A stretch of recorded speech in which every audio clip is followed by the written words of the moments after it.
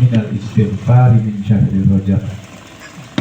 Perbanyaklah beristighfar, memohon ampun kepada Allah Subhanahu wa taala terutama di bulan Rajab. Dikatakan di dalam kitab Masahib Dini wal Wasaya Imaniyah yang ditulis oleh Habib Abdullah bin Ali Al-Haddad bahwa salah satu keutamaan dari bulan Rajab, apabila kita berpuasa sunnah di bulan Rajab di tiap-tiap hari Kamis, Jumat, dan Sabtu, maka diharamkan jasadnya tersentuh oleh api neraka. Ini hanya ada di Ashhurul Hurum yang 4, yaitu Rajab, kemudian Dzulqa'dah, Dzulhijjah, dan Muharram. Nah, ini sekarang kita masuk Ashhurul Hurum juga, yaitu bulan Rajab. Hendaknya menyempatkan diri, meskipun dalam sebulan cuma sekali kita ambil Kamis, Jumat, Sabtu. Nah, itu keutamaannya orang tersebut diharamkan oleh Allah Subhanahu wa taala disentuh oleh api neraka. Di samping memperbanyak istighfar, yang itu yang saya share di grup ada baca Rabbighfir li warhamni wa tub alayya 70 kali di pagi hari dan di sore hari. Kemudian membaca Qiblatain, masjid dua kiblat,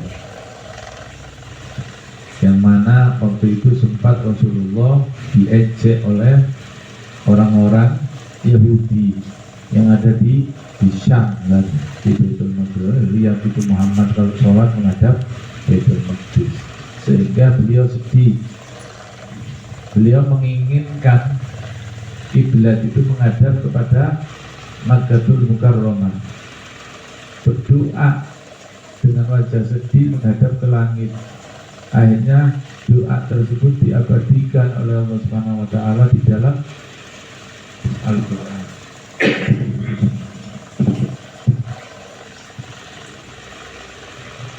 Akhirnya turun, cuma nggak singkat, Mak. Berdoanya Nabi itu baru dikabulkan setelah 18 bulan. Kita Nabi bukan, Rasul bukan, berdoa pagi, sore minta dikabuli. Jalannya dari mana? Ini Nabi, Imamul Rusul, pimpinan para Rasul, Habibullah, kekasihnya Allah Subhanahu wa taala, berdoa baru dikabulkan setelah 18 bulan. Dibalik itu, fawalli wajhaka syatrul masjidil haram. Sekarang ya Muhammad, mulai hari ini engkau hadapkan mukamu untuk sholat menghadap Masjidil Haram. Akhirnya berubah kiblatnya. Sampai sekarang ada itu masjid kiblat di Madinah. Nah, ini salah satu yang orang yang pernah mengikuti sholatnya Rasulullah menghadap Baitul Maqdis, namanya Abdullah bin Bishr. Ini salah satu sahabat muda dari baginda Nabi Muhammad sallallahu alaihi wasallam.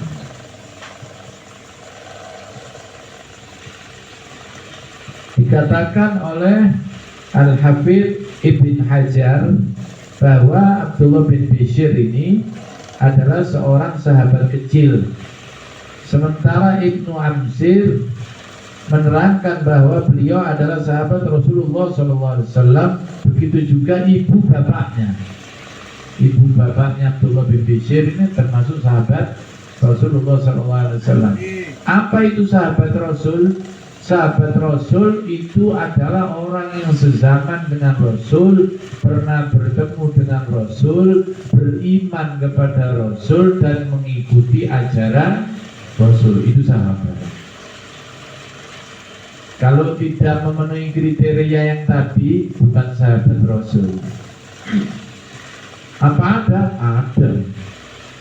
Hidup di zaman Rasul, tapi tidak pernah bertemu dengan Rasul, beriman kepada ajaran Rasul, mengikuti ajaran Rasul, hidup di zaman Rasul tapi nggak pernah bertemu, bukan sahabat Rasul. Siapa? Uwais Al-Qarni. Ini bapak.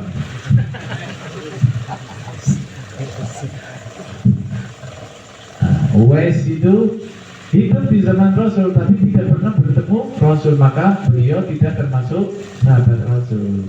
Syaratnya 4 tadi yang dikatakan sahabat Rasul.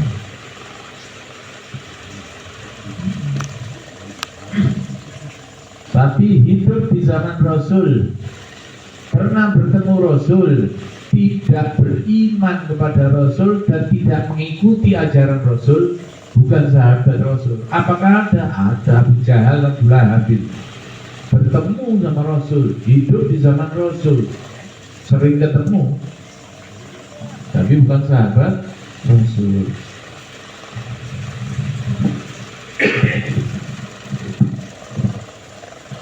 Makanya tiap-tiap generasi itu sudah ditakdirkan oleh Allah Subhanahu wa Ta'ala. Kita termasuk ditakdirkan di posisi sekarang itu, kalau dikehendaki kebaikan untuk kita ditakdirkan hidup di zaman sekarang.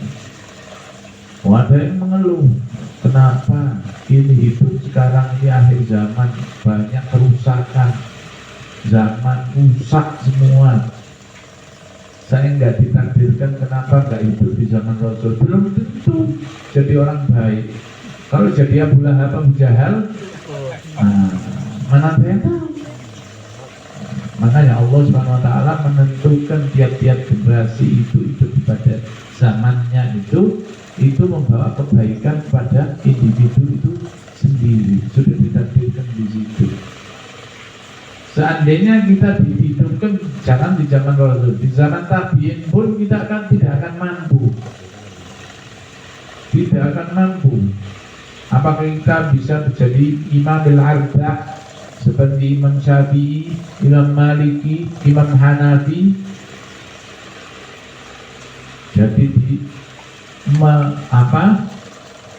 menyerap dari Al-Quran, dari hadis, menjadi satu hukum yang berupa ilmu fikih.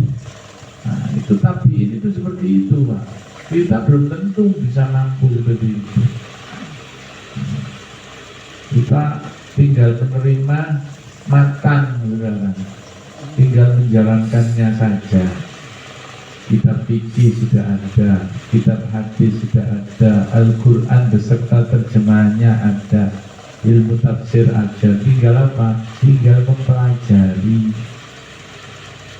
Kalau imam-imam dulu mujahadah dulu, bagaimana tafsirnya Al-Quran ayat ini apa? Itu beristihad dulu beliau-beliau itu. Kalau kita tinggal menerima apa yang menjadi ijtihad orang-orang alim terdahulu, makanya kita tidak akan mampu hidup di zaman itu. Kita ditakdir oleh Allah Subhanahu wa Ta'ala hidup di akhir zaman sekarang ini.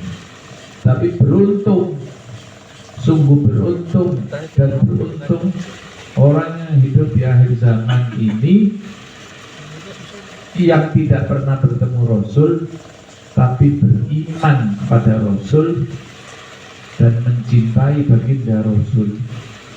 Ya itu, insya Allah kita masuk ke dalam hadis itu.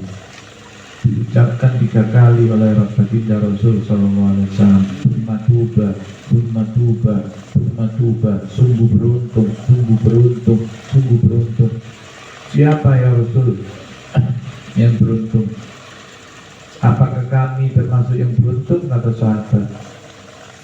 Anta ashabi. Nanti ikhwani yang ada di akhir zaman, saudaraku. Apakah aku bukan saudaramu ya Rasul? La, bukan. Anta ashabi, engkau sahabatku. Siapa yang dimaksud ikhwani, saudaranya Rasul,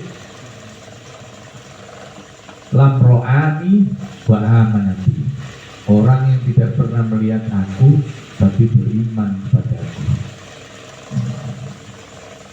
Dan kita termasuk yang dimaksud dalam hadis itu.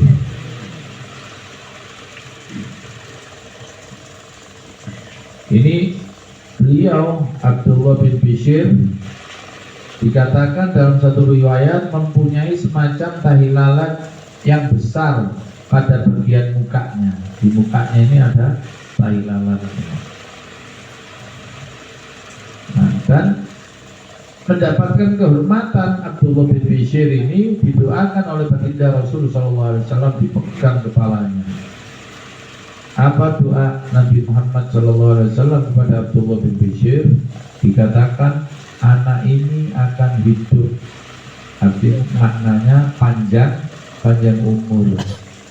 Dikatakan sampai 1 abad, 100 tahun usianya. Dan anak ini tidak meninggal sehingga tai lalat yang ada di mukanya itu hilang. Itu salah satu tanda anak ini akan meninggal nanti.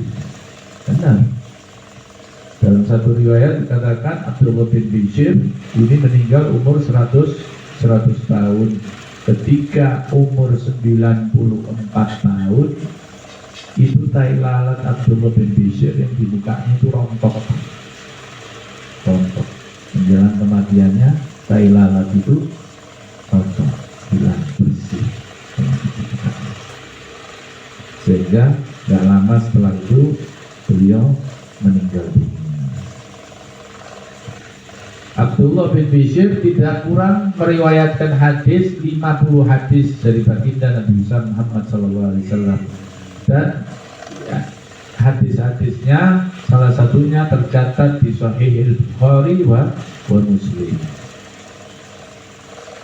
Ada satu hadis yang diamalkan oleh Abdullah bin Bishr yang didapat langsung dari baginda Nabi Muhammad SAW, yang mana dikatakan dalam satu hadis baginda Rasul SAW mengatakan orang yang paling baik itu adalah orang yang panjang umurnya dan baik amal ibadahnya. Nah, ini yang diamalkan oleh Abdullah bin Bishr. Sebab paling untung itu orang yang panjang umur dalam ketaatan kepada Allah Subhanahu wa taala. Intinya kehidupannya ini diisi dengan kebaikan. Imam Ghazali tidak panjang umur, tapi mendapatkan umur yang barokah. Umurnya 40